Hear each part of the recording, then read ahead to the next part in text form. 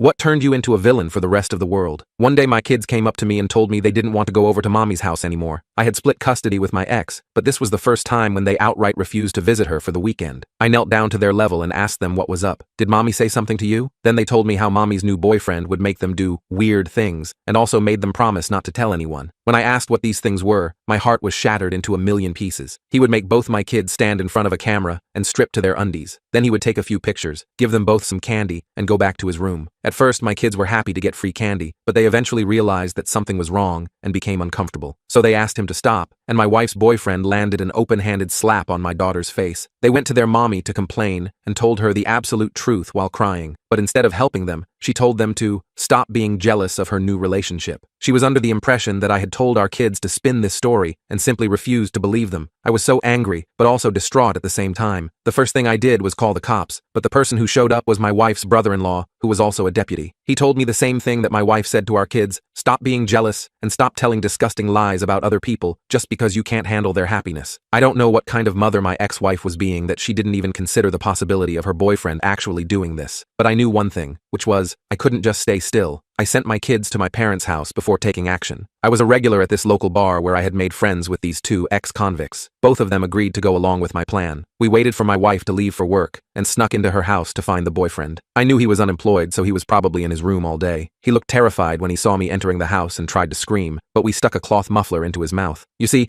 I was under the impression that he was using those photos he took to get himself off like a sicko, so my plan was to simply find the photos, delete them forever, and threaten him enough so that he never does it again. But then the boyfriend confessed as to what he was actually doing. Turns out, he had a very long line of other sickos who wanted to buy these photographs and were paying him top dollar for them. He had about 6 copies of each photo, ready to be shipped out in a couple days' time. The severity of the situation dawned on me, and I realized that if my kids didn't have enough courage to come to me, then I never could have stopped these photos from going out there. My eyes just saw red, and I lost control. I grinded the boyfriend's head in with the iron knuckles I had been wearing and didn't stop until my 2 friends dragged me off of him. I knew what I had done would land me in prison, which would mean my kids would go to my wife, and her next boyfriend could potentially do a similar thing to them. So I just started crying on the wooden floor. This is when one of my friends told the other to take me home and made a joke about how prison life suits him better anyway. I looked at him and for a brief moment forgot all of his past crimes and simply nodded my head with respect.